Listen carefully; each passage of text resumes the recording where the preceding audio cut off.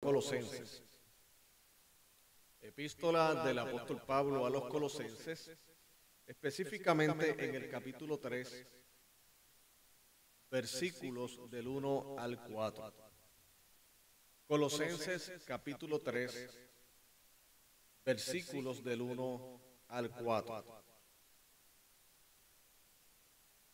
Y en esta tarde, basándonos en este pasaje que repito es Colosenses capítulo 3, versículos del 1 al 4, vamos a estar reflexionando acerca de lo que es una vida consagrada a Dios, o utilizando el término que el apóstol Pablo utiliza en este pasaje, y es que nuestra vida está escondida con Cristo en Dios. Eso es una vida consagrada, una vida completamente identificada con Cristo, a lo cual nosotros, todos los que estamos participando de esta gracia maravillosa de Dios, Él nos ha permitido vivir en ella y seguir hacia adelante por medio de la fe. Y dice así la palabra del Señor, en el nombre del Padre, del Hijo y del Espíritu Santo. Si pues habéis resucitado con Cristo, buscad las cosas de arriba, donde está Cristo sentado a la diestra de Dios. Poned la mira en las cosas de arriba, no en las de la tierra, porque habéis muerto, y vuestra vida está escondida con Cristo en Dios. Cuando Cristo, vuestra vida, se manifieste, entonces vosotros también seréis manifestados con Él en gloria. Qué maravilloso, mis queridos hermanos, es que por las Escrituras podemos apreciar la bondad de nuestro Dios. Porque la Biblia no es otra cosa que la gran historia o la gran narrativa de salvación, donde Dios nos creó a su imagen y semejanza. Dios nos dio al ser humano unas bendiciones muy hermosas, que no era solamente disfrutar del mundo creado, sino más importante disfrutar de la comunión con Él. Pero tristemente sabemos que la historia presenta que el hombre decidió desobedecer a Dios, y esa desobediencia trajo unas consecuencias no solamente inmediatas en términos de Adán y Eva por su desobediencia, sino que también trajo unas situaciones para la humanidad. Y la humanidad tristemente hereda una condición de pecado, donde desarrolla y hace actos pecaminosos, porque el pecado no es solamente una acción, es una condición. Nosotros pecamos porque somos pecadores. Y lo triste es que ese pecado, de acuerdo a la Escritura, nos destituye de la presencia de Dios. Estamos completamente separados de Él. Pero bendito sea nuestro Dios y bendita sea su gracia, que Dios, en lugar de habernos dejado a nuestra suerte, habernos dejado en las consecuencias de nuestro pecado y en un estado de condenación, dice la Escritura que Dios envió a Cristo para morir por nosotros, que Dios mismo se habitó entre nosotros y que Él fue a la cruz del Calvario, representándonos a nosotros allí. De manera que el inocente murió por los culpables, el santo murió por quienes, por los pecadores, de los cuales somos nosotros.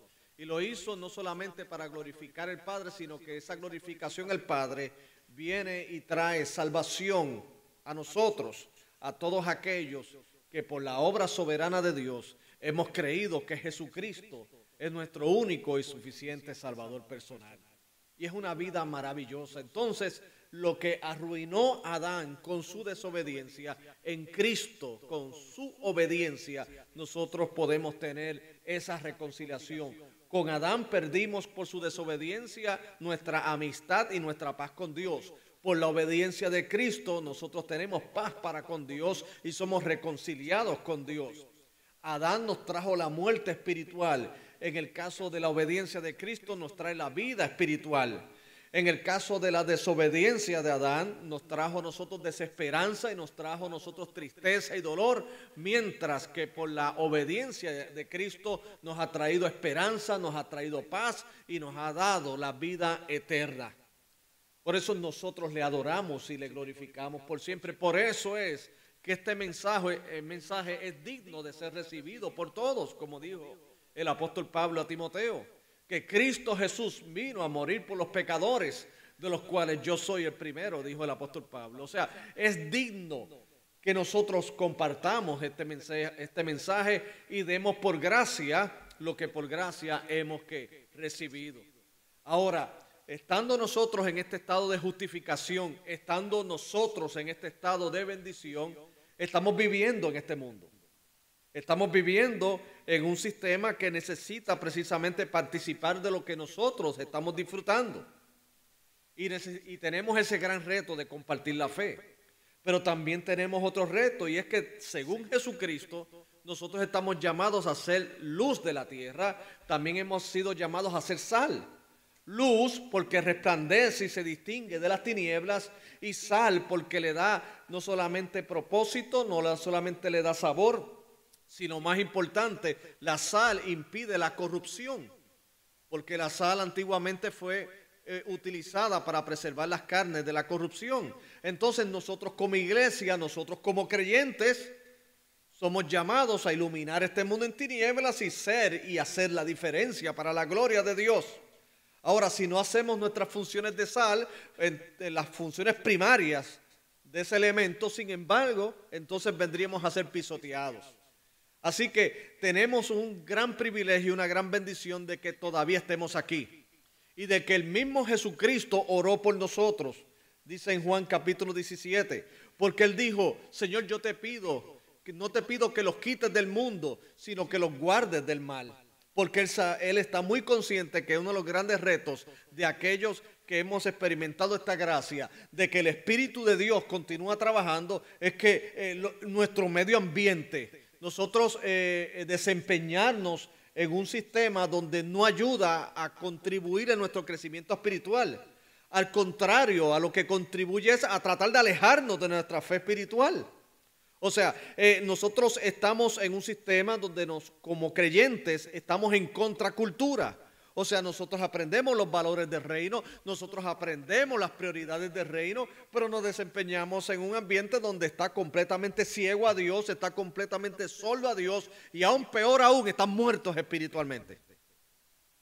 Entonces, Dios Jesucristo, que si a Él lo persiguieron, también a nosotros nos perseguirán. Ahora, ¿cómo nosotros, mis queridos hermanos, podemos, en medio de todos esos retos, porque tenemos, como le dije, el reto de llevar a Cristo a otras personas, porque Dios ha escogido que este mensaje sea llevado por nosotros que somos vasijas de barro, para que la excelencia del poder sea de Dios y no de nosotros.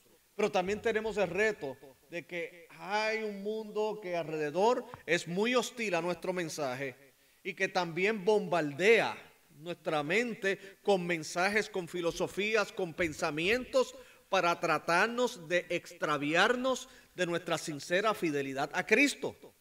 El apóstol Pablo mismo se lo advirtió a los corintios, esa situación. O sea, que él se temía que así como la serpiente con su astucia engañó a Eva, así nuestros sentidos sean extraviados de nuestra sincera fidelidad ¿a quién? A Cristo. Tenemos ese reto. Ahora, ¿cómo nosotros podemos sobrellevar y prevalecer en medio de todas estas retos que yo le he mencionado? Bueno, de acuerdo al apóstol Pablo y de acuerdo a las Escrituras, es vivir una vida de consagración a Dios. ¿Y qué es consagración a Dios? ¿Verdad? Porque nosotros cuando hemos creído en Jesucristo, inmediatamente participamos de haber sido separados por Dios, hemos sido declarados santos porque somos su pueblo, somos recipientes de sus favores, de su gracia, de su amor, tenemos su palabra. Pero también consagración no solamente un acto donde Dios precisamente actúa en nosotros y Él produce el querer como el hacer por su buena voluntad, sino que también la consagración se evidencia por actos y decisiones que nosotros tomamos. Porque nosotros no somos un ser inerte, pasivo, sino que nosotros participamos de ese proceso de santificación de una manera tangible. El apóstol Pablo en muchas de sus epístolas exhorta a los creyentes a vivir a la altura de su llamamiento.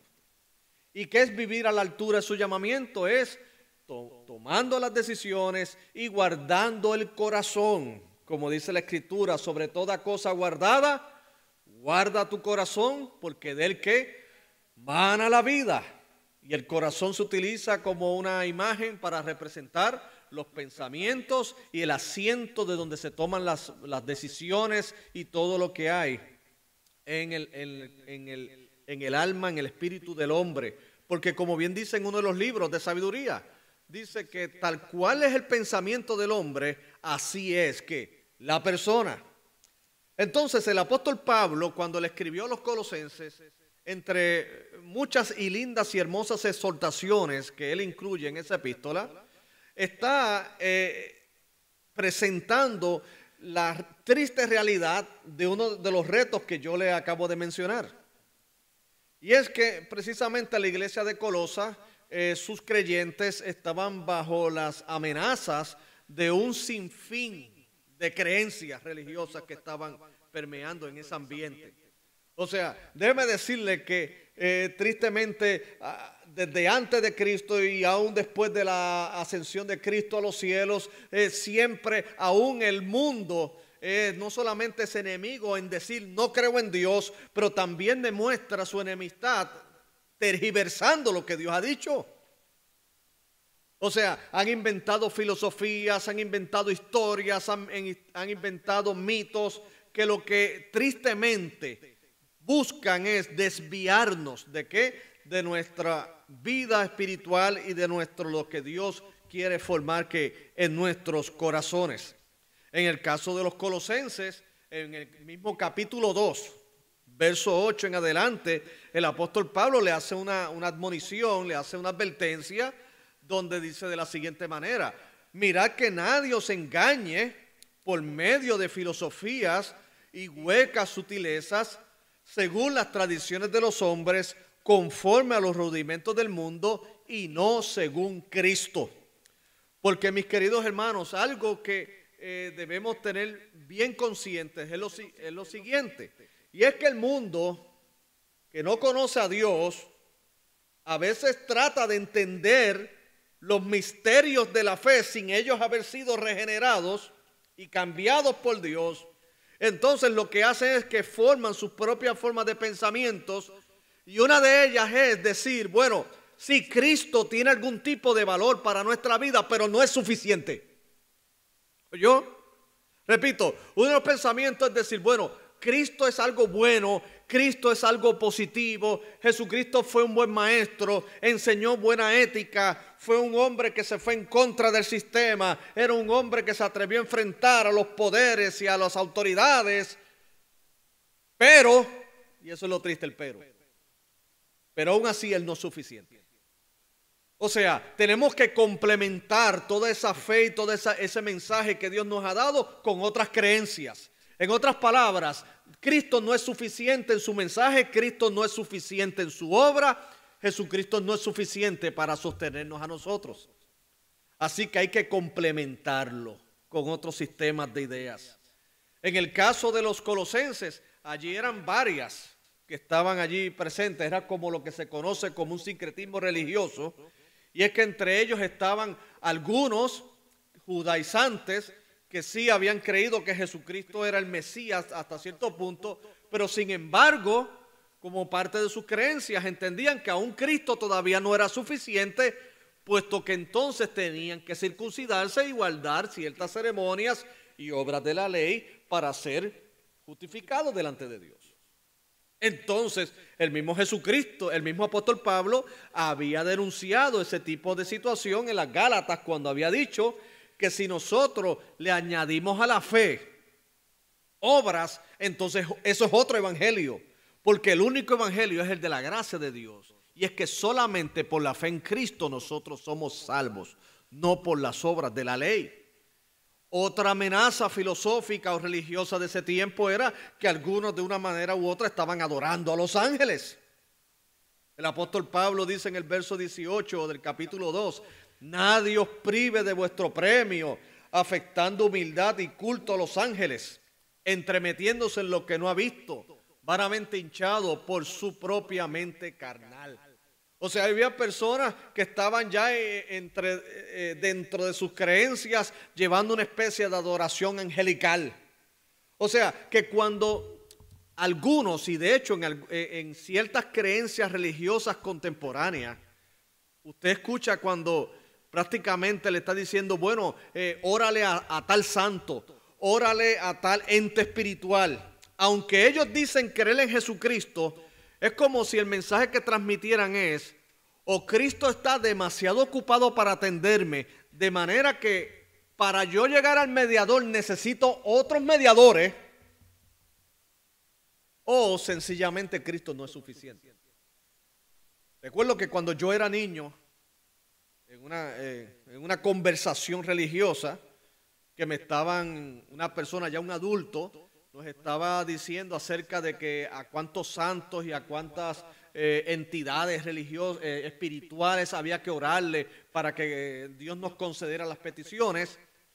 Uno de los niños que estaba allí presente preguntó lo siguiente y dijo, bueno, ¿y por qué hay que ir ante tanto santo y ante tanto ser espiritual para llegar a Cristo? Y la contestación de la persona fue la siguiente, es que él está muy ocupado y tiene mucho trabajo y necesita asistentes. Wow. Entonces, eso parece una contestación simple y alguien dirá, bueno, es que los niños no necesitan una teología muy profunda. No es que no necesita una teología profunda, es que eso es un gran disparate. Porque un niño te puede entender lo que el apóstol Pablo está explicando en Colosenses, que en Cristo habita corporalmente toda la plenitud de la deidad. Y que en Cristo nosotros estamos completos. Que nosotros no necesitamos nada fuera de Cristo, ya sea a nivel filosófico, ya sea a nivel espiritual y mucho menos en términos de nuestra esperanza, porque Él lo llena todo y Él es todo. Así que entonces, usted y yo sabemos que tenemos esos retos hoy. Eran retos del primer siglo y son retos que tenemos en pleno siglo XXI. Pero que puedo decirles y añadirle a esto que nuestros retos pueden ser hasta mayores que los del primer siglo. Porque algunas de estas creencias eran regionales. Ahora por causa de la tecnología y de los medios de comunicación ya esto es globalizado. Lo que antes era una herejía regional o un concepto tergiversado en cierto lugar del mundo, ahora no, ahora es algo de ventana abierta a todos y nosotros. Por medio del internet, por medio de los medios tecnológicos. El mundo religioso se ha abierto y está a disposición de simplemente su teléfono inteligente. No es extraño cuando hoy podemos ver un muchacho de 12 y 13 años ya haciéndote unas preguntas religiosas sumamente difíciles, pero es porque tiene una gran influencia, tiene gran contenido de información. Una información que cuando yo fui desarrollándome y usted también, nosotros la carecíamos. Ahora no, a nivel político, que mucha información tienen. A nivel económico, que mucha información tiene. A nivel inmoral y a nivel de pornografía, que mucha hay. A nivel de religioso, que mucha hay. Y entre toda esa diversidad hay una gran cantidad de error. Y se necesita un buen discernimiento y una buena entrega a Dios para poder discernir la verdad del error. El apóstol Pablo entonces le recomienda a la iglesia de Colosa algo que por ser palabra de Dios sigue siendo muy apropiado para nosotros, mis queridos hermanos. Y es para poder lidiar con todos estos retos que tenemos. La solución es continuar viviendo una vida consagrada. Una vida que agrade a Dios. Una vida que evidencie ante el mundo que nosotros no simplemente, no es nuestra creencia, no es una de las muchas filosofías que hay en el mercado. No es una de las muchas. Nosotros creemos en la verdad. Y esa verdad está en una persona que es Cristo Jesús. Jesucristo dijo, yo soy el camino, la verdad y la vida. Nadie viene al Padre si no es por mí. Y conoceréis la verdad y la verdad os hará libre. Solamente Él puede hacernos libres. Y solamente Él, no solamente es su persona, sino su obra y lo que nos ha dejado en su palabra. Porque yo escucho gente que me dice en la calle, bueno, es que yo también creo en Jesucristo. Y le pregunto, ¿pero vas a alguna iglesia? No. ¿Y cómo sabes de Jesucristo? Yo le oro a Él. Ok, le oras, pero ¿en base a qué? Y me dice, no, yo lo único que sé es que él es Papito Dios y Papito Dios me quiere mucho. ¿Pero qué sabes de Papito Dios? ¿Qué sabes? ¿Lees la Biblia? No, la Biblia es difícil de entender. ¿Vas a la iglesia? No, hay mucho hipócrita. Ahí las cosas, no, lo único que piden es dinero. Entonces, ¿cómo aprendes de Dios? No, yo lo único que sé es que Él me escucha. Hermano, eso no es un tipo de fe, ni bíblica, ni racional. A lo mejor lo que Él se refiere es que lo que sabe de Cristo es lo que se le enseñó y a lo mejor escuchó de lejos cuando era niño. O lo que ha captado a nivel cultural en su contexto social. Pero eso no es una relación con Dios. No puede haber una relación con Dios sin tener un deseo genuino de intimar en conocimiento con el objeto de nuestra fe. Eso no puede existir. O sea, en un plano humano, yo no puedo decir que yo tengo una relación con alguien con quien nunca hablo y con quien tampoco me interesa conocer. Yo no sé si usted en su país o en su área laboral se ha encontrado este tipo de personas que dice que es amigo de todo el mundo. Usted le dice, fulano, ese es amigo mío. Sultano, ese también es amigo mío. Ya que resulta que él es amigo de todo el mundo. Y es que a lo mejor en su concepto, amigo es cualquiera que él ha conocido. Para mí, yo conozco mucha gente, pero no todos son mis amigos. Pero no es porque yo los he rechazado, es porque yo no puedo intimar con todos. Para mí, amistad es alguien con quien yo intimo, alguien con quien yo comparto, alguien con que yo tengo una información acerca de él y él tiene una información acerca de mí y que por ese motivo cultivamos la amistad a través de los años. O sea, eso es una amistad. Vamos, si usted va a mi país y dice, ¿usted sabe quién es Carlos Pacheco? Sí, yo sé quién es. ¿Y es su amigo? Bueno, si dice que es amigo mío, me tiene que conocer muy bien. Debe saber que me gustan los gatos. Debe saber unas cosas que son parte de lo que es una amistad. Pero si le dice, no, yo lo conozco porque él predicó una vez en la iglesia donde yo perseveraba. Bueno, sí, me vio. O sea, yo soy familiar para él. Pero amigo, no, amigo es aquel que está contigo. Y tú con él. De hecho, el mismo Jesucristo dijo en Juan capítulo 15, ya nos llamaré siervos, porque el siervo ya no sabe lo que hace su Señor, mas os he llamado amigos, porque las cosas que oí de mi Padre se las di a conocer. El personaje del Antiguo Testamento que fue considerado amigo de Dios se llamó Abraham. Y Dios le llamó su amigo por la relación que tenían. Entonces, mis queridos hermanos, ¿cómo alguien puede decir que tiene una relación con Dios, con Cristo, y nunca se ha molestado y ni siquiera tiene la más mínima intención de conocer a Cristo? No hay relación. Así que por lo tanto, mis queridos hermanos, esto no es simplemente saber algo de Cristo o tener lo que llamamos una fe supersticiosa, porque está este concepto también de superstición en la fe, que es que me acerco solamente a Cristo cuando necesito. Eso es supersticioso. Usted ha visto en algunas creencias que tienen, por ejemplo, una de sus creencias, tienen un animal, un elefante que tiene su trompa así parada y entonces la utilizan y no sé qué hacen, la ponen para dinero, yo no sé para qué la utilizan. Otros utilizan otros tipos de piedrecitas, otros tipos de imágenes o cosas, pero le voy a decir algo, ellos la utilizan de una manera supersticiosa, inclusive hay atletas que tienen hasta tienen una conducta obsesiva compulsiva, según se ha leído en algunos libros de psicología deportiva, donde ese atleta le da 4 besos a una cruz antes de irse a jugar. Y tienen que ser 4 besos porque no sé por qué. Uno dijo no, que son 7. Para él son 4, otros son 7. Otro pues tiene que arrodillarse y decir la misma oración o hacer lo que sea, porque ellos entienden que si no hacen eso, no van a ser efectivos en el campo del juego. Alguien de afuera puede mirar y decir, oye, qué hombre consagrado. Pero ten cuidado, eso parece más una superstición. Como aquel que tiene la cola de conejo. Porque si realmente le preocupa a Dios que esté en sus asuntos, esto no es solamente que ore, y qué bueno que ora antes de competir, qué bueno. Esto no es cuestión de que ore, de que le bese 4 veces una cruz, o que tenga una imagen de una representación de un personaje bíblico. Esto se basa en una relación. Esto se basa en que él ora antes de competir y le da gracias a Dios hasta cuando pierde. Eso es relación. Pero cuando pierde se molesta con Dios. Eso no es relación.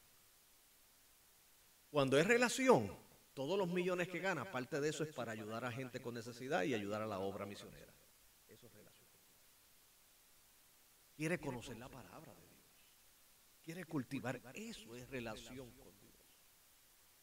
Entonces, habiendo dicho esto, una vida consagrada a Dios, no de labios, no una supersticiosa fe, sino una fe bíblica consagrada a Dios, es lo que el apóstol Pablo, yo le llamo así, en el capítulo 3, versos del 1 al 4, nos da para combatir los retos que tenemos por delante. Lo primero es que de acuerdo al capítulo 3, versos del 1 al 4, una vida consagrada a Dios es aquella que comprende el impacto de la resurrección de Cristo.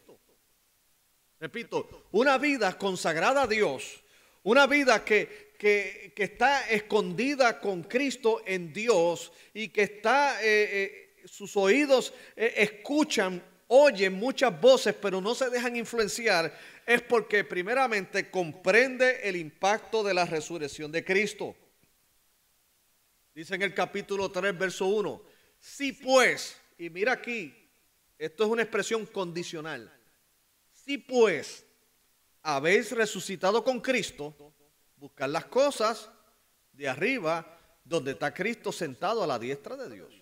Pero miren qué linda la expresión que utiliza Pablo para referirse a la conversión. Y es nuestra identificación con la resurrección de Cristo. Usted sabe muy bien que Cristo murió en la cruz. Óigame, pero muchos mártires han muerto. Y han muerto por causas buenas. Y hasta esa muerte ha sido de inspiración para lograr algunos progresos. Pero ellos no resucitaron. En el caso de Jesucristo no es que murió por una causa, es que Jesucristo murió por una condición del ser humano y con un propósito de redención más elevado que cualquier otra persona. Pero no solamente murió, sino que resucitó.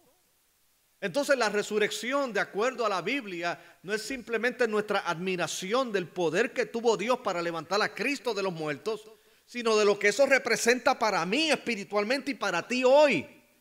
O sea, si tú has creído en Jesucristo genuinamente, en ese momento tú moriste con Cristo en la cruz. Ahí murió tu viejo hombre, tu vieja mujer, con sus deseos, con su pecado, con sus vicios, con sus engaños. Todo lo que Adán nos dio y que heredamos fue muerto en la cruz. Ahora Dios quita algo y pone algo. Dios, eso es así. Cuando Dios quita es que pone algo. Él quitó. Mi vida está identificada con su muerte en la cruz, pero también mi vida está identificada con la resurrección. De manera que así como Él resucitó a vida, nosotros por medio de la fe resucitamos a nueva vida. De modo que si alguno está en Cristo, nueva criatura es. Las cosas viejas pasaron y aquí todas son hechas nuevas. Mis queridos hermanos, nosotros hemos muerto y hemos resucitado con Él. Como dijo el apóstol Pablo, ya no vivo yo, sino que Cristo que vive en mí. Entonces, ¿cómo eso impacta todos los retos que tenemos por delante? Óigame, cuando usted conoce y comprende el impacto de esa resurrección, que no es otra cosa que yo soy una nueva persona. Por lo tanto, ya mi vida no debe estar ligada a lo que pasa aquí abajo. Y no estamos diciendo que nos vamos a ir a un monte y nos vamos a alejar como hacen las sectas. No, eso no. Eso no es ser luz. Eso es el cobarde. Ser luz es ser luz en medio de las tinieblas. Pero ¿sabes qué? Pero teniendo una comprensión plena de lo que es la resurrección de Cristo, quiere decir que yo he nacido para nueva vida y que también, por lo tanto, yo estoy completo en Cristo. Hermano y hermana, nosotros no necesitamos otra cosa que no sea Cristo y ya lo tenemos. Lo que usted necesita conocer acerca de la vida, lo tiene en Cristo. Lo que usted necesita conocer de un tema tan controversial y al mismo tiempo que infunde temor en muchos corazones, que es la muerte, lo tenemos en Cristo. La información que necesitamos acerca de qué va a ocurrir después que nuestros ojos se cierren aquí, lo tenemos en Cristo. Lo que queremos saber acerca de quién soy yo y en vida, lo tengo en Cristo. Lo que yo necesito para vivir, lo tengo en Cristo. Lo que mi familia necesita, lo tengo en Cristo. Lo que yo necesito saber como hombre para ser un buen líder responsable de mi hogar, lo tengo en Cristo y en su palabra. Asimismo también las damas para ser buenas madres y esposas, lo tenemos en Cristo. Los hijos para ser mejores hijos, lo tienen en Cristo. Los padres para ser mejores padres, en Cristo. Los que son empleados para trabajar, en Cristo. Aquellos que son dueños de negocio y son amos, de acuerdo al mensaje bíblico, lo tienen todo en Cristo. Óigame, yo no necesito más nada fuera de él. Nada. En la Biblia lo tenemos todo. Es la palabra de Dios. Y déjeme decirle, si el mundo corriera al ritmo de la Biblia, no necesitaríamos ni policía, ni que todos los años se estuvieran haciendo leyes, ¿verdad? Porque ¿qué son las leyes? Si no es otra cosa que un disuasivo para que no se cometan actos malvados. ¿Y por qué continuamente hay que reforzar las leyes? Porque la maldad sigue en aumento. Ahora, si la sociedad viviera de acuerdo a Cristo y comprendiera el impacto de la resurrección de Cristo y experimentara la gracia salvífica de Cristo en sus corazones, óigame, no existirían ni siquiera los seguros en las puertas. Yo no tendría temor de que me robaran nada. Yo no tendría temor, yo no tendría que caminar en la calle a la hora que fuera en el día, en el vecindario que fuera en el día, porque no tuviera temor. Porque en todos estaría el temor de Dios en su corazón y eso les impediría hacer mal. Qué lindo sería. Pero hermano, esto va a ocurrir en la eternidad. Cielos nuevos y tierra nueva viene. Allí no habrá más lloro, ni habrá más sufrimiento, ni más muerte, porque todas las cosas pasaron. Ahora, mi hermano, también le doy una buena noticia. No hay que esperar a morirse para empezar a experimentar algo de eso. Hay que vivir escondido con Dios por medio de Jesucristo, escondido en Él. En términos espiritual, dice la Biblia que Él mismo guardará en completa paz aquel cuyo pensamiento en Él persevera, porque en Él que ha confiado. Él dice que la paz que sobrepasa todo entendimiento estará en nuestros corazones. Nos dice la Escritura que en el mundo tendréis aflicción, mas confiad, yo he vencido al mundo. Oh, mis queridos hermanos, todo lo puedo en Cristo que me fortalece, dijo el apóstol Pablo. Y esa expresión es mucho más que simplemente una frase pegajosa. Es una expresión que salió de un corazón de un hombre que estaba en una cárcel por causa de la fe en Cristo, y sin embargo él no dejó que las circunstancias lo destruyeran, porque toda su confianza y esperanza estaban puestas en Cristo. Una vida consagrada a Cristo es aquella que primeramente comprende el impacto de la resurrección de Cristo. Lo segundo, mis amados hermanos, es que una vida consagrada a Dios es aquella que se enfoca en las cosas del cielo. Dice aquí en el verso 1 del mismo capítulo 3, buscad las cosas de arriba, donde está Cristo sentado, ¿qué? A la diestra de Dios. Poner la mira en las cosas de arriba y no en las de la tierra, porque habéis muerto y vuestra vida está escondida con Cristo, ¿qué? En Dios. Lo primero es que comprende, una vida consagrada a Dios comprende el impacto de la resurrección de Cristo, pero también una vida consagrada a Dios se enfoca en las cosas del cielo. Es como decir, y he utilizado esta frase en otras ocasiones, nuestros pies en la tierra, pero nuestros ojos en los cielos. O sea, estamos conscientes de dónde estamos, pero todo nuestro enfoque, y como se podría decir en otras traducciones, todo lo que tiene que ver con nuestros pensamientos, porque eso es estar enfocado es guiar nuestros pensamientos hacia la dirección correcta. En este caso es a todo lo que proviene de Dios. Pablo dijo en la epístola a los Filipenses lo siguiente, que todo lo que es bueno, todo lo que es justo, todo lo que es de buen nombre, si hay virtud alguna en esto que piense. Y la paz de Dios, que sobrepasa todo entendimiento, guardará vuestros corazones y nuestros pensamientos en Cristo Jesús. Y ahí la palabra guardar es como si fuera un centinela, es como si fuera un soldado, es como si fuera un policía que está protegiéndote. O sea, cuando yo enfoco mis pensamientos en la dirección correcta, o sea, en el cielo, no en lo que me da acá la filosofía del mundo, porque cada cual tiene su confusión y cree que es su verdad. Lo interesante de ello, vuelvo y le digo, es que me transmiten su confusión como si fuera una verdad, pero ellos mismos no están seguros de eso. Nosotros, mis queridos hermanos, tenemos a Cristo. Entonces es buscar, enfocarse en las cosas del cielo. Es poner la mirada, como dijo el autor de los Hebreos, puesto los ojos en ¿quién? En Jesús, el autor y consumador de nuestra fe. Cuando yo tengo mi corazón y mi mente enfocada en el Señor, todo lo que yo pueda escuchar no me va a afectar, no me va a confundir, porque mi corazón está asegurado en Cristo. Hay personas que se quieren lanzar a entender el error sin conocer la verdad, y yo te digo, ese es el peor ejercicio que se puede hacer. Primero satura tu corazón de la verdad y entonces tendrás la capacidad para protegerte del error. Hay muchos que comienzan a buscar en el error para entender la verdad. No, no es allí. Vamos a la verdad, vamos a saturarnos de la verdad, vamos a llenar nuestros corazones de la verdad.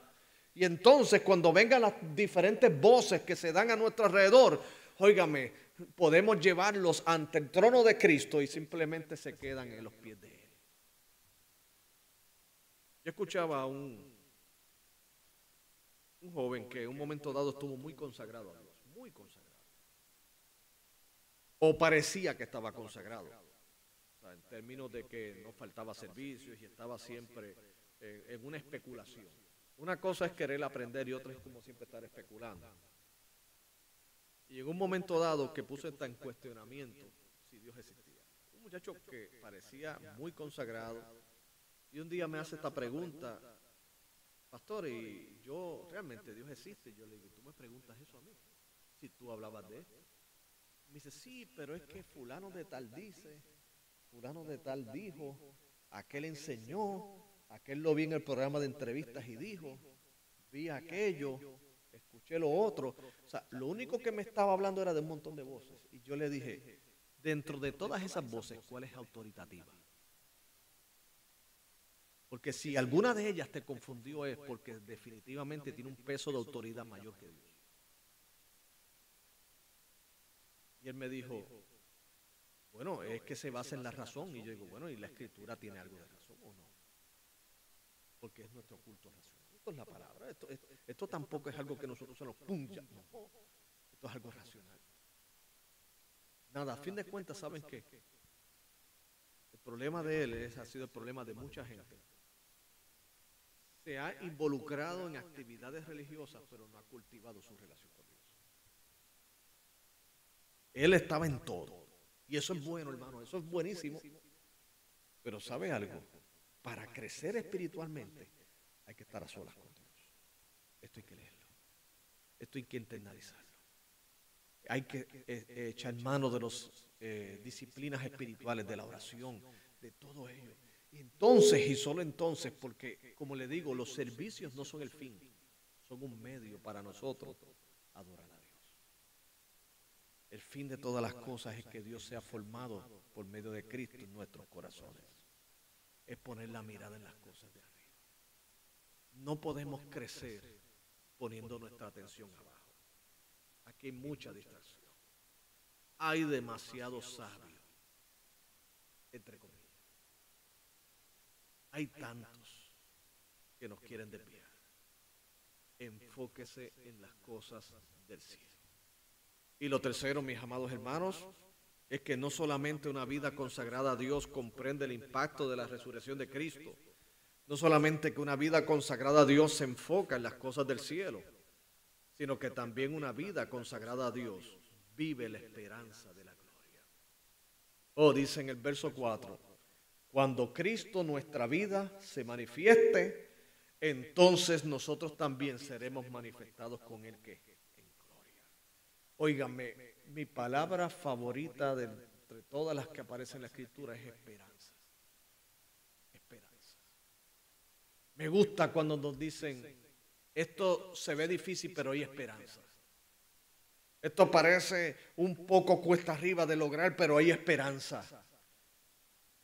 Una vida consagrada vive la esperanza de la gloria de Dios. ¿Por qué? Porque esa manifestación de la gloria de Dios no solamente será en el escatón, o sea, en el tiempo final, cuando lo veremos tal y como Él es, sino que también participamos de esa gloria, porque el reino de Dios se ha acercado a nuestros corazones por medio de Cristo. Participamos de esa gloria. Entonces, participar de esa gloria implica también tener la satisfacción plena de lo que es Cristo Jesús en nuestro corazón, de manera que nada ni nadie puede competir con esa fe aquí hoy. Óigame, porque hay mucha competencia. Oh, sí, usted sabe que su corazón está, la gente que, todo, hay un sistema que quiere agarrar su corazón, para que lo sepa.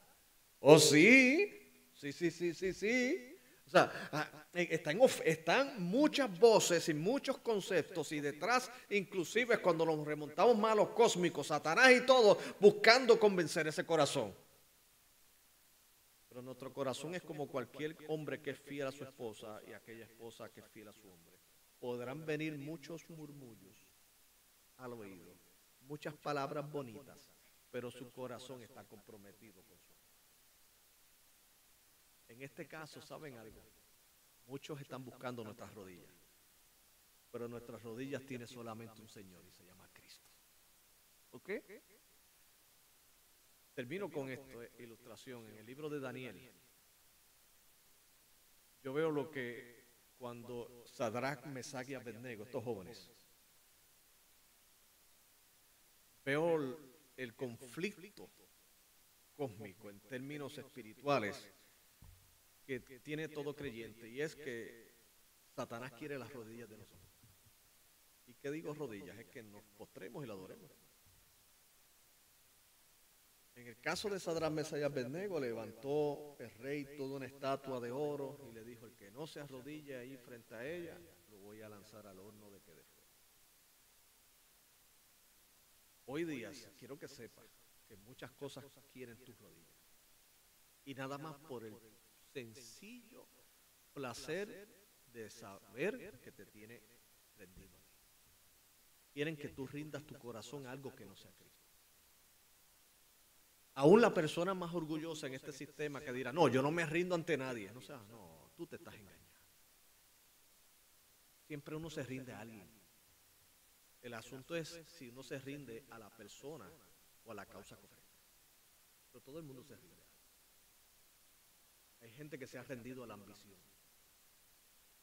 Hay gente que se ha rendido ante el amor al dinero. Hay gente que se ha rendido ante los placeres, se rindieron. Toda persona que no está rendida a Cristo está rendida a otra cosa.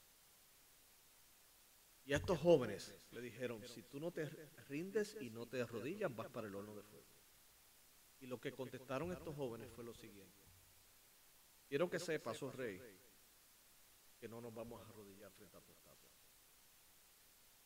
El Dios que nosotros conocemos nos puede librar. Pero aún si no lo hace, quiero que sepa que no nos vamos a arrodillar. Fueron lanzados al horno de fuego, pero fueron preservados por Dios. Al punto que cuando los dignatarios y el rey se asomaron, alguien le dijo, no hay 3, hay 4. Y el otro se pasea como si fuera hijo de los dioses entre el fuego, y ellos no se quejan. ¿Saben algo, mis queridos hermanos? Qué perfecta analogía de lo que es un creyente en medio de la Babilonia que vivimos. Quieren nuestras rodillas, pero no las van a tener.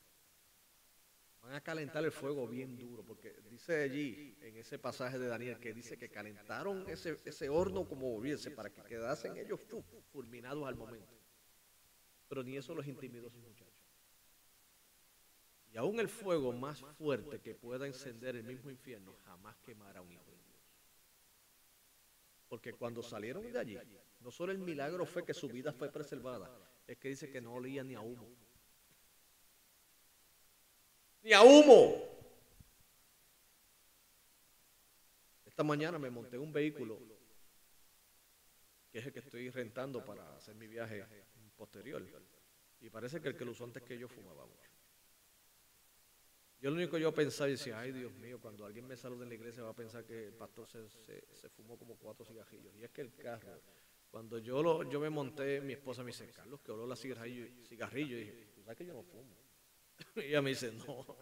Y entonces abrimos los cristales, pero como está frío, ella me dijo, sí, déjalo. Y dije, pero Michelle, si yo apesto a cigarrillo. Me dice, pero la gente te conoce, mijo. Y yo, bueno, pero huele a cigarrillo, oye. Así que créanme que cuando llegue ahora a la ciudad que voy, que van a ser casi 3 horas de viaje, voy a llegar con un olor a la marca favorita de cigarrillo, que no sé cuál es.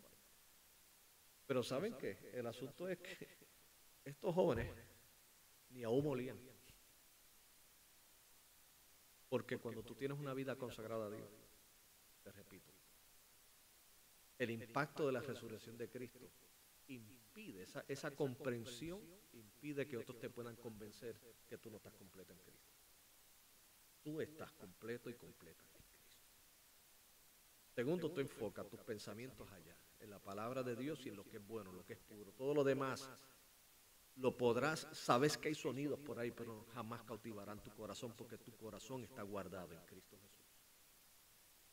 Y tercero, vive la esperanza de la gloria. Otros van a querer tus rodillas, pero solamente le pertenecen a Cristo Jesús, el Rey de Reyes y el Señor de Señores, del cual el apóstol Pablo dijo en Filipenses que toda rodilla se doblará y confesará que Jesucristo es el Señor, para gloria de Dios Padre. Vamos a orar. Señor y Padre, gracias te damos en esta linda tarde y gracias, Señor, por la maravillosa oportunidad que nos das, Padre, de poder reunirnos, Señor, de poder, Padre Santo, estar juntos, Señor, y adorarte, Dios, y disfrutar de la familia de la fe, Señor, que tú mismo nos has dado, Dios. Gracias, Padre, Señor, porque tuviste misericordia de cada uno de nosotros, Señor. Y mi Dios, gracias porque no nos dejaste huérfanos de tu consejo, Señor, sino que lo podemos apreciar en tu palabra, Dios, porque tu palabra es la verdad. Gracias, Señor, por las instrucciones que nos das a través de ella. Gracias, Señor, por el consejo. Gracias, Dios, Padre, porque nos recuerda cada uno de estos consejos que tú eres un Dios amoroso, que tienes cuidado de tus hijos. Yo te pido, mi Dios, que continúes bendiciendo a nuestros hermanos y hermanas aquí presentes y a aquellos que nos pueden estar escuchando y viendo a través de la tecnología, Dios. Así que, Padre, gracias, Señor. Yo te suplico, Padre, que continúes, Señor, bendiciéndonos, Dios.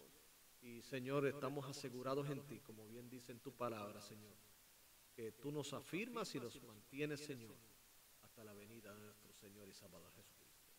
Gracias, Padre, a ti sea la gloria por siempre. En el dulce nombre de Jesús hemos orado. Amén, amén y amén. ¿Quién vive, hermanos? Y a su nombre.